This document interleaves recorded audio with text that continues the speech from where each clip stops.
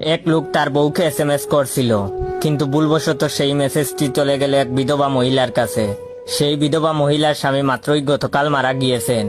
যাই হোক, মহিলা মেসেজটি খুললেন, পড়লেন এবং সাথে সাথে অজ্ঞান হয়ে মাটিতে পড়ে গেলেন। কি লেখা ছিল সেই মেসেজে, যে কারণে মহিলাটি অজ্ঞান হয়ে গেল?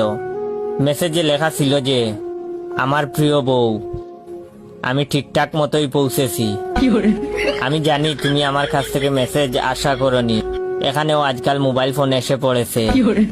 আমি আসার সাথে সাথে তারা আমাকে একটি মোবাইল ফোন গিফট করেছে।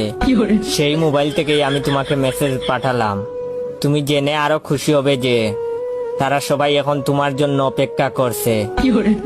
আশা করা যায় কাল পরশুর মধ্যেই তুমিও চলে আসবে।